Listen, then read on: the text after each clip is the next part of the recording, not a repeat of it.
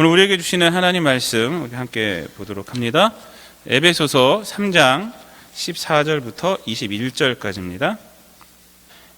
이러므로 내가 하늘과 땅에 있는 각 족속에게 이름을 주신 아버지 앞에 무릎을 꿇고 비노니 그의 영광의 풍성함을 따라 그의 성령으로 말미암아 너희 속사람을 능력으로 강건하게 하시오며 믿음으로 말미암아 그리스도께서 너희 마음에 계시게 하시옵고 너희가 사랑 가운데에서 뿌리가 박히고 터가 굳어져서 능히 모든 성도와 함께 지식에 넘치는 그리스도의 사랑을 알고 그 너비와 길이와 높이와 깊이가 어떠함을 깨달아 하나님의 모든 충만하신 것으로 너희에게 충만하게 하시기를 구하노라.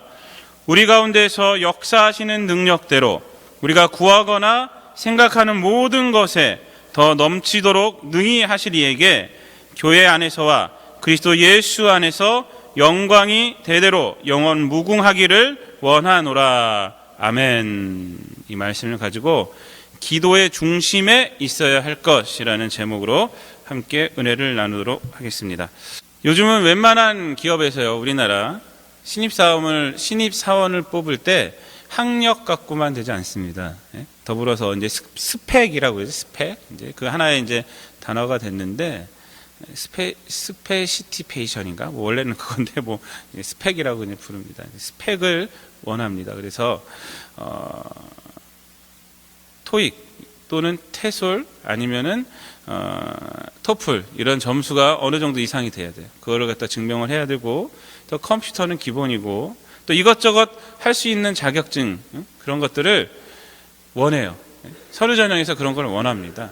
그런 걸. 그래서 요즘 한국의 대학은요, 지성의 상아탑이란 말은 이제 물 건너간 지가 오래됐어요. 그 지성의 상아탑이라기보다는 취직을 위한 스펙을 쌓는 장소가 바로 한국의 대학이 됐습니다. 근데 이런 사회 구조는요, 교양이 있는 학생들을 만들기보다는 치열한 경쟁 속에서 살아남는 법, 그것을 가르쳐주는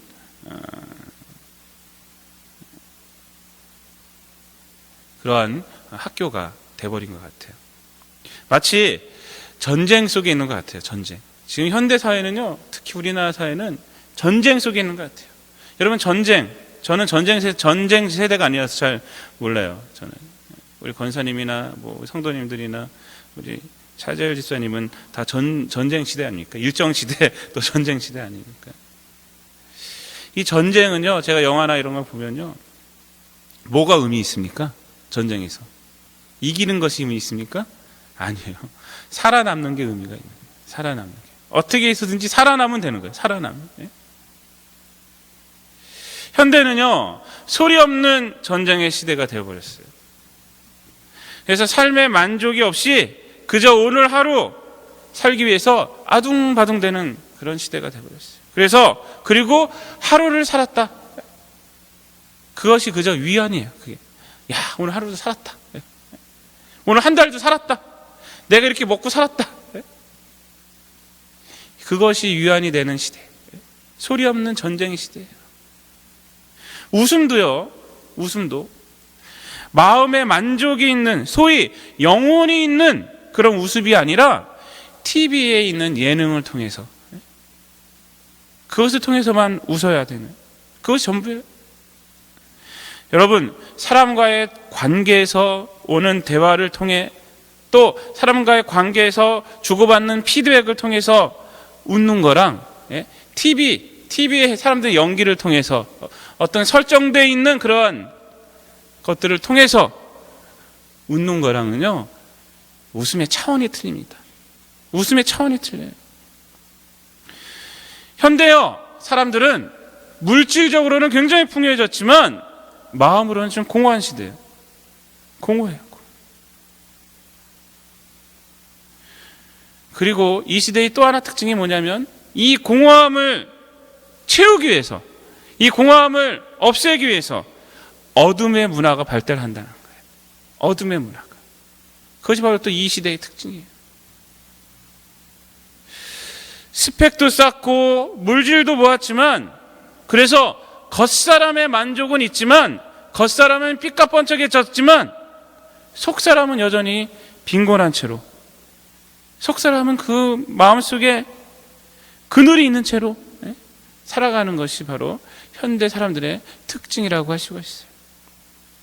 불교의 경전에 법구경이라는 것이 있습니다. 법구경. 이거는 석가모니의 그 말을 이렇게 모아놓은 책이에요. 법구경. 거기에 보면요, 이런 말이 있어요. 녹은 쇠에서 생긴 것인데 결국 그 녹이 쇠를 점점 먹어버린다라는 말이 있어요. 이 말이 돌아가신 법정 스님이신가요? 법정 스님이 쓴 그 무소유란 책에 나와요. 그래서 유명해졌어요. 녹은 쇠에서 나온 것인데 결국 그 녹이 점점 쇠를 먹어버린다는 거예요. 이게 무슨 말이냐면 사람의 마음의 그늘이 결국 자신에게는 해를 끼친다라는 거예요. 해를 끼친다.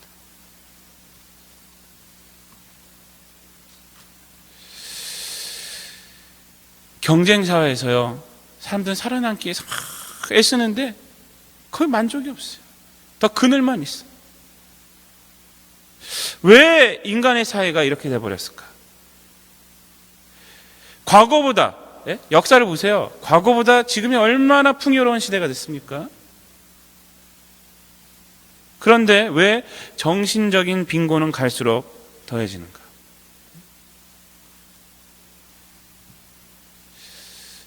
근데 그 이유가 있습니다. 성경은요, 그 이유를 뭐라고 그러냐면 죄라고 말하고 있어요. 죄. 인간의 죄라고 그래요.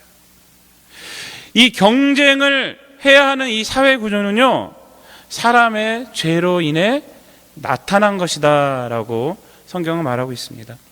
창세기 3장 18절에 보면요, 아담과 하와가 하나님께서 먹지 말라는 선악과를 따먹습니다. 따먹고 쫓겨나요.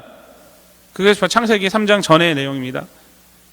쫓겨날 때 하나님께서 여인에게는 잉태하는 고통을 더해 주셨어요. 잉태하는 고통을. 그리고 남자에게는 뭐라 그럽니까? 3장 18절에서 아담에게 이렇게 말합니다. 땅이 네게 가시덤불과 엉겅퀴를 낼 것이다. 네가 먹을 것은 밭의 채소인즉 네가 흙으로 돌아갈 때까지 얼굴에 땀을 흘려야 먹을 것을 먹으리니 라고 말을 하고 있습니다. 이 무슨 말입니까? 수고를 해야 먹을 것을 이제 얻을 수 있다는 거예요. 수고를 해야 먹을 것을 얻을 수 있는 세계는 뭘 낳게 되냐? 경쟁을 낳게 되는, 경쟁을. 그리고 지배와 피지배의 계급을 낳게 됐어요.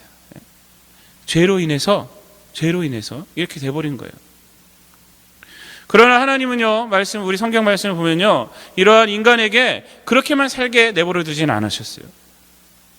이스라엘을 뽑아서 그들에게 율법을 주셨어요. 율법을. 그러니까 율법을 주시고 인간에게 나아가서 누구를 주셨습니까? 예수 그리스도를 보내주셔서 죄의 결과로 만들어진 세상에서 하나님의 사람으로 살아가는 길을 제시해 주셨어요. 그 길은 뭐냐면 한마디로 자기 중심적인 삶이 아니라 자신을 버리고 하나님으로 채워서 살아가라는 거예요.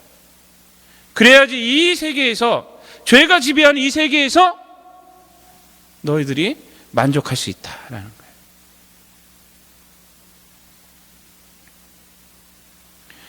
경쟁의 사회라도 우리 마음속에 하나님으로 채워진다면 인간의 마음에 평안이 오는 거예요. 평안이.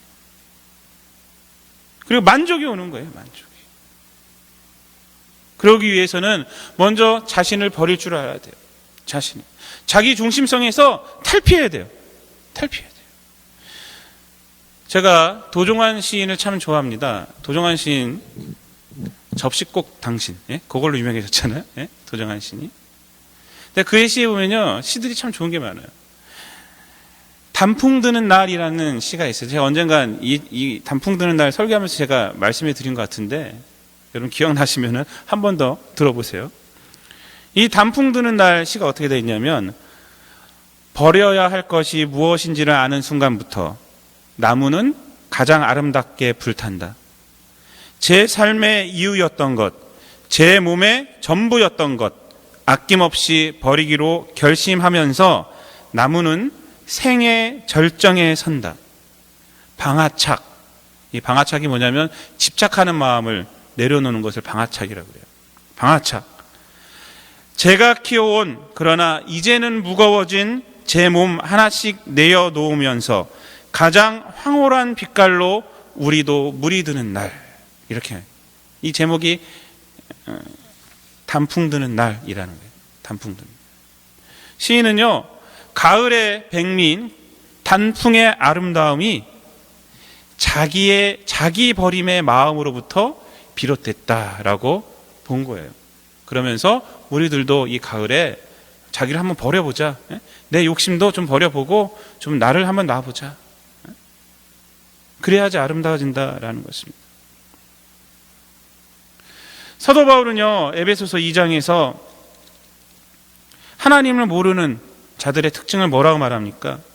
3절에 보면요, 이렇게 말하고 있어요. 예수님을 모르는 자들. 전에는 우리도 다 그 가운데서 우리의 욕심을 따라 지내며 육체와 마음에 원하는 것을 하여 다른 이들과 같이 본질상 진노의 자녀였다라고 그래요. 진노의 자녀였다. 예수님을 몰랐을 때 그랬다는 거예요. 이게 무슨 말이냐? 한마디로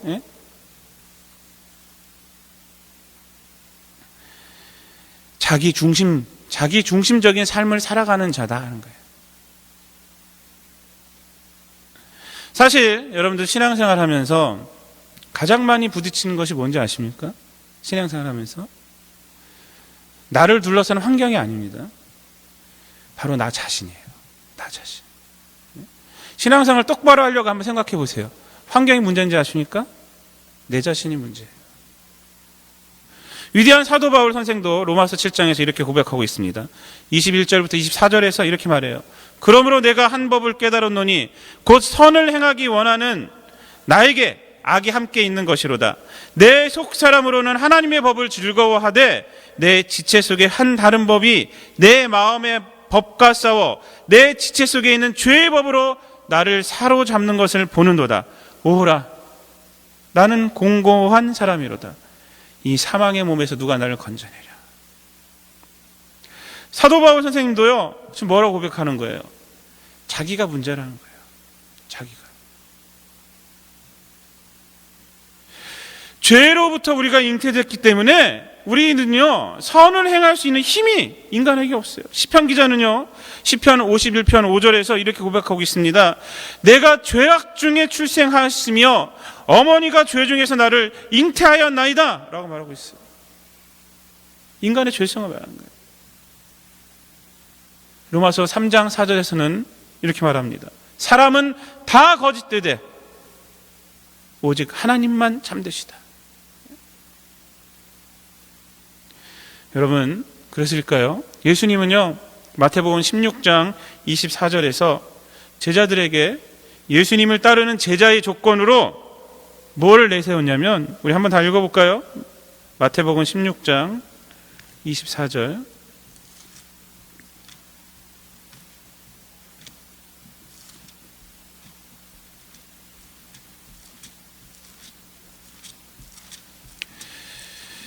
(16장 24절에서)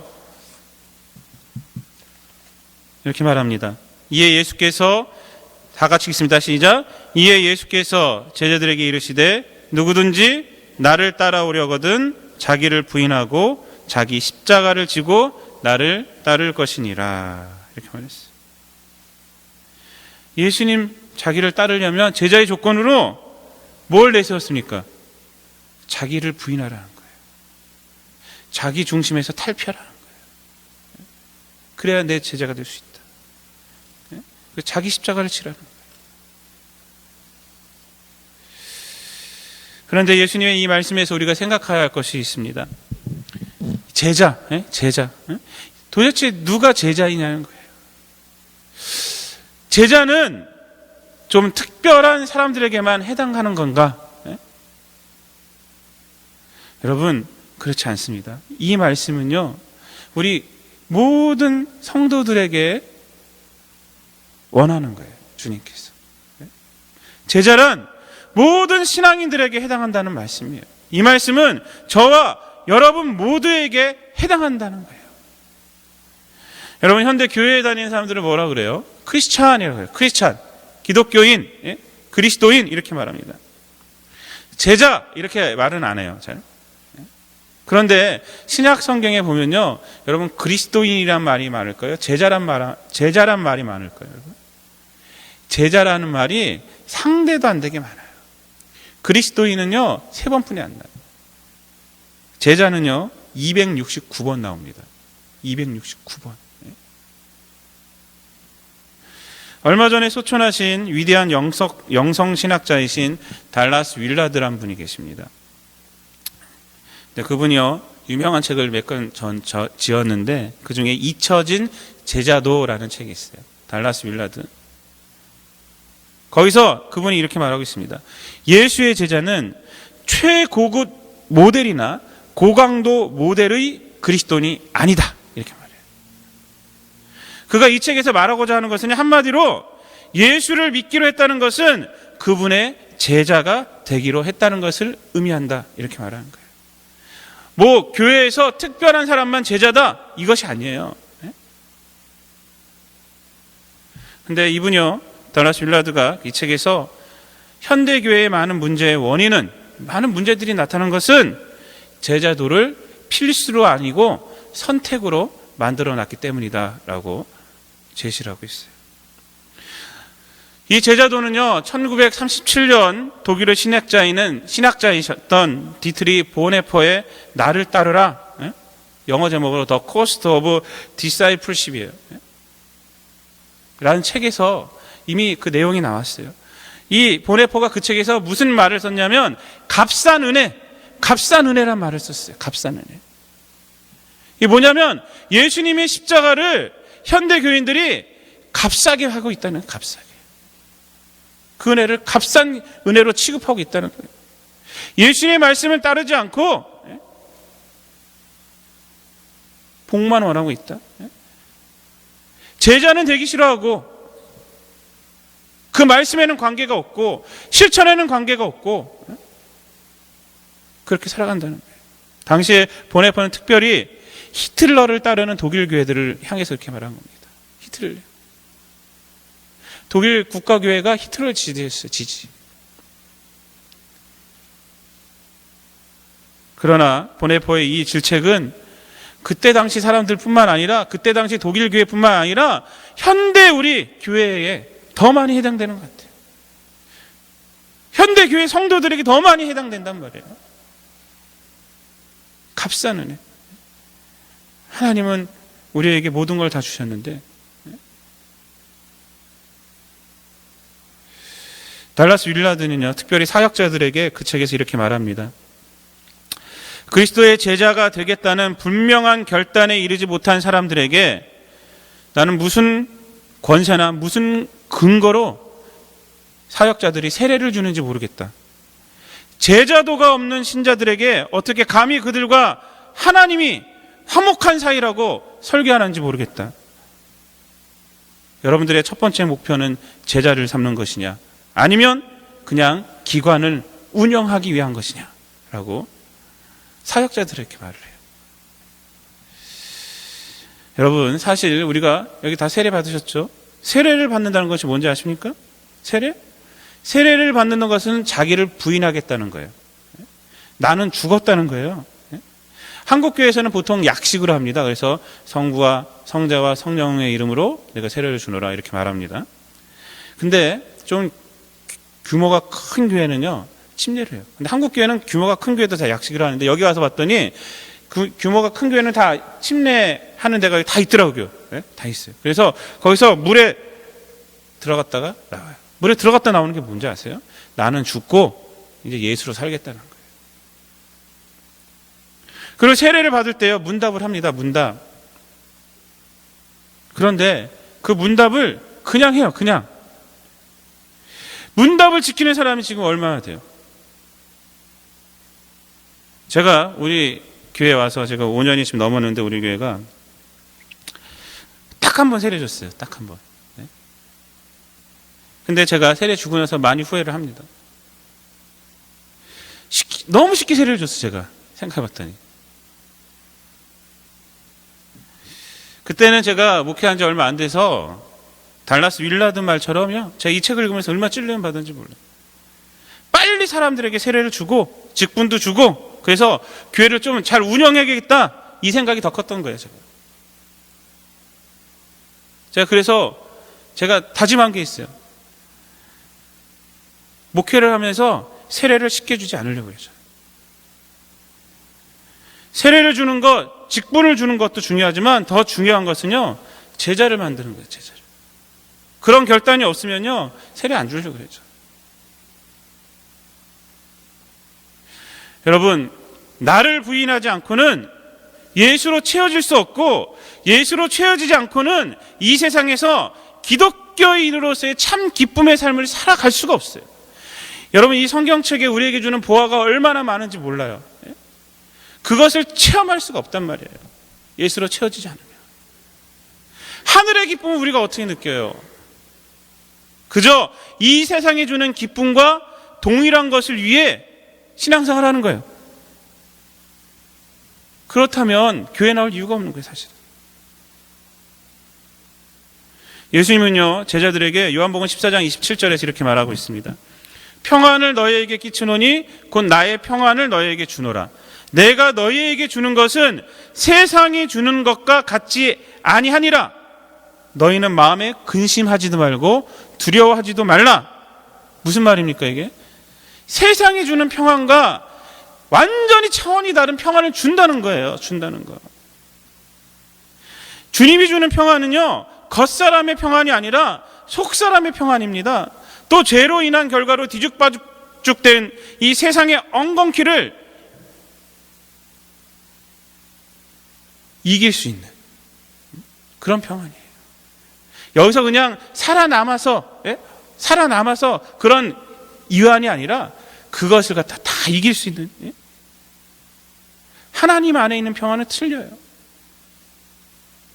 그런데 이 평안을 우리가 어떻게 얻을 수 있어요? 우리가 예수로 채워지지 않으면 못 얻어요. 못 얻어. 그래서 예수님은요, 천국 비유할 때 그 얘기를 하신 거예요. 밭에서 일하던 자가 밭에서 보화를 발견했다. 그럼 어떻게 해요? 자기 재산을 다 팔아서 그 밭을 산다는 거예요. 성경 속에는요, 수많은 보화가 있습니다. 보화가 있어요. 근데 이 보화를 갖다가 우리가 가지려면, 이 땅에 살아가면서 체험하려면 자기 것을 팔아야 되다. 자기를 부인하지 않으면 예수로 채워질 수가 없어요. 오늘 본문은요, 바울의 기도의 내용입니다. 기도. 바울이요, 에베소 교인들을 향해서 기도하는 거예요. 여러분들 신앙생활하는 사람들의 기도를 들어보면요, 그 사람의 삶의 관심사가 뭔지 알 수 있어요. 신앙의 관심사가 어딘지도 알 수 있어요. 오늘 본문을 통해서 우리는 바울이 목회자로서 어디에 관심을 두고 있었는지 우리가 잘 알 수가 있습니다. 그 기도의 내용을 보면요, 오늘 본문의 내용 우리가 다 읽어봤지만 크게 네 가지를 강구하고 있습니다. 네 가지를. 첫째는 성도들의 속사람의 강건함을 위해서 기도하고 있고요. 둘째는 그리스도께서 그들 마음에 계시길 위해서 간구하고 있고요. 셋째는요, 에베소 교인들이 그리스도의 사랑, 지식에 넘치는 그리스도의 사랑을 알기 위해서 간구하고 있고요. 넷째는 하나님 사랑에 측량할 수 없음, 하나님 사랑이 정말 풍부하구나, 이것을 깨닫기를 원한다라고 기도하고 있어요. 이 네 가지를 간구하고 있어요. 그런데 참 희한한 게 이 기도의 내용을 보면요, 삶의 직접적인 필요나 당시 교회를 둘러싸고 있는 상황에 대한 간구가 없어요. 그 대신 예수 그리스도와 하나님의 사랑, 그리고 그리스도인으로서 예수님의 사랑의 뿌리를 내리고 터가 굳어진 삶, 속사람의 강건함을 이루는 삶, 이것을 지금 강구하고 있어요. 제가 이 설교 준비를 하면서 성도들이 이렇게 기도하면 은혜를 받을까? 이 생각을 좀 해봤어요.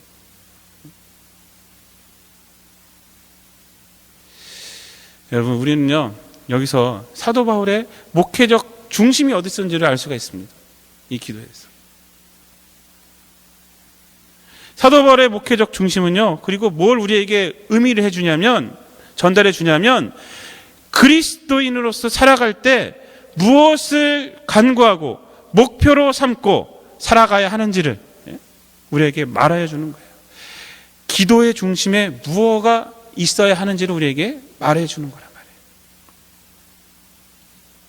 그리고 사도 바울의 기도의 내용이 성도로서 중요한 것이 무엇인지 말해 주는 것은 뭐냐면 성도의 삶은 늘 믿음으로 그리스도를 모시며 살아가는 것이 되어야 하고 그리스도의 사랑에 뿌리를 내리고 그 사랑 안에서 살아가는 것이어야 되고 하나님의 사랑이 가장 풍성함을 깨닫고 그 사랑에 의지하면서 살아가야 한다는 거예요.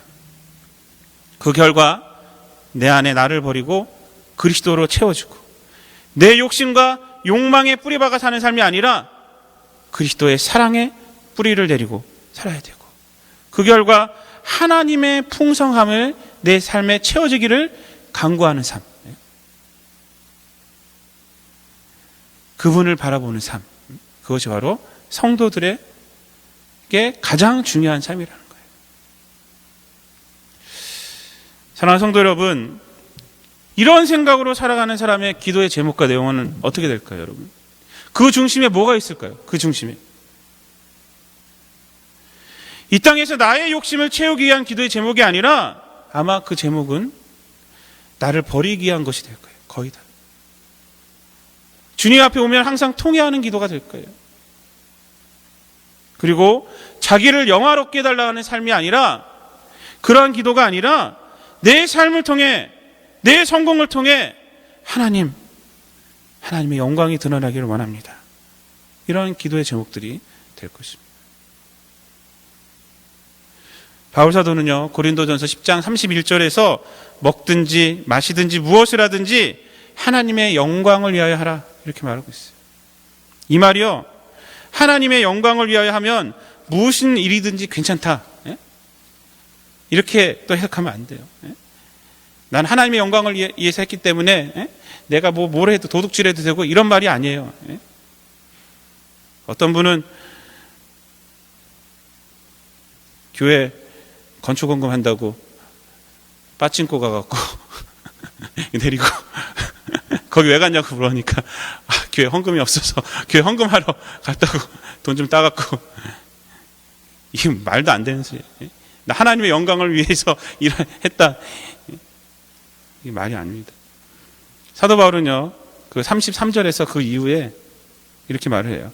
자신의 유익을 구하지 아니하고 많은 사람의 유익을 구하여 그들로 구원을 받게 하라 라고 말을 해요. 무슨 말이냐면 하나님의 영광과 많은 사람의 유익을 위해 필요한 것이 자신의 유익을 구하지 않는 것이에요. 자기 중심에서 탈피하라는 거예요.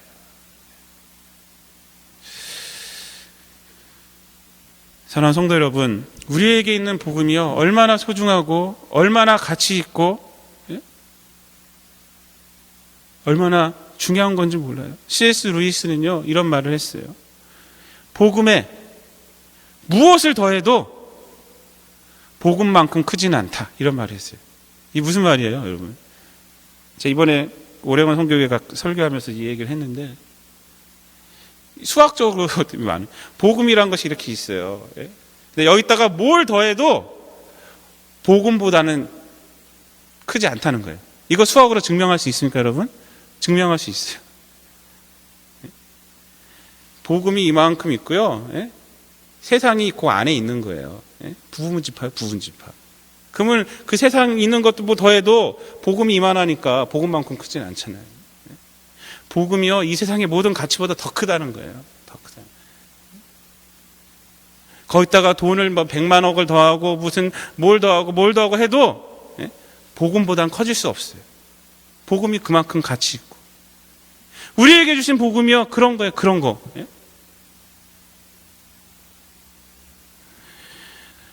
그러니까 예수님의 사랑을 모르고 제자로서의 삶을 살지 않는 삶은요, 복음을 모르는 삶 아닙니까?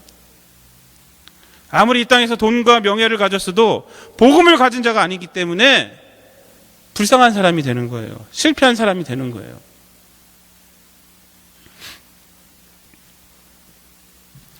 예수 그리스도에 대한 관심이 없는 성공은요, 성공이 아니라 실패가 되는 것입니다. 세상에서는 성공 같지만, 누가 가장 부유한 자요 만족하는 자입니까? 예수님을 알고 예수님의 제자로서 이 땅 가운데서 살아가는 자, 하루하루가 주님의 말씀대로 살아가는 자, 그 자가 바로 성공한 인생이 되는 거고, 부유한 자가 되는 거고, 만족한 자가 되는 거예요. 사도 바울이요, 이 에베소서 3장은요 특별한 장입니다. 이 에베소서 3장은 사도 바울이 감옥에 갇혀 있어요. 감옥에 갇혀 있으면서 에베소 교인들에게 편지를 쓴 건데, 에베소 교인들이 사도 바울이 감옥에 갇힌 걸 보고 낙심한 사람이 있었단 말이에요. 낙심한 사람. 어떻게 하나님의 일을 한 사람이 저렇게 감옥에 들어갈 수가 있어요? 이렇게 낙심한 사람이, 신앙적인 연약한 사람이, 낙심한 사람이 있었던 거예요.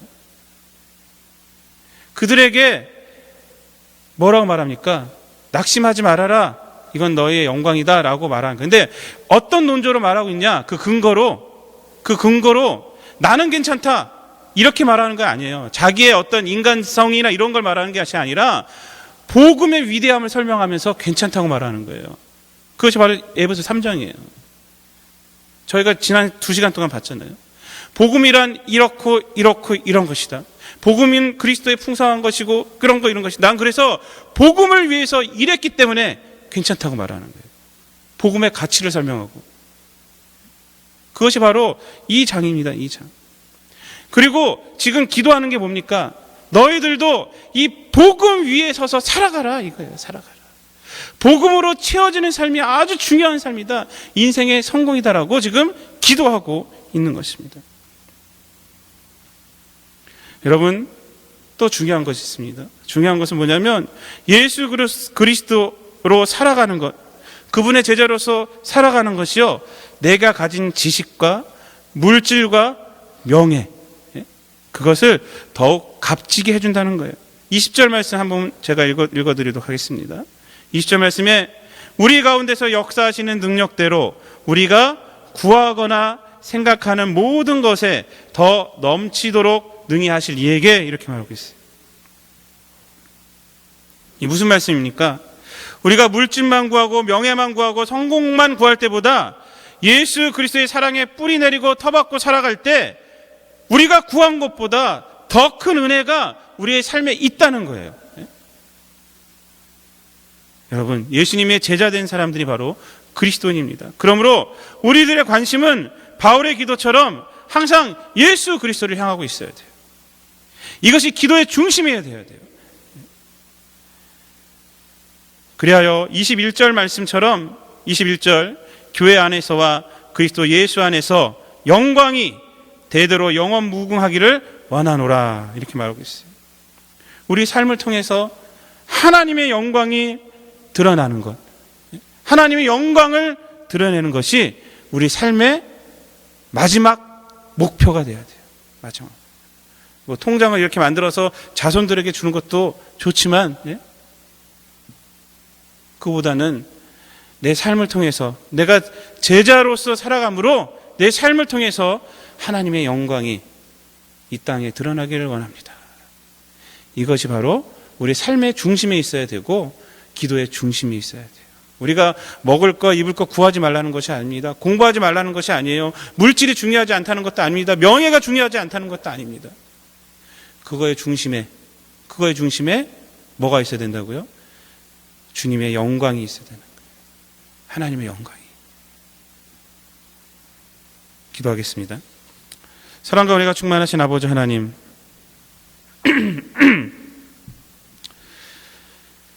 우리의 삶 속에서 주님의 영광이 드러나기를 원합니다. 아버지 하나님, 우리의 삶이 풍성하신 그리스도로 채워지기를 원합니다. 아버지 하나님, 우리의 삶이 그리스도의 사랑에 뿌리 내리고 터받고 지어지는 그러한 삶이 되기를 원합니다.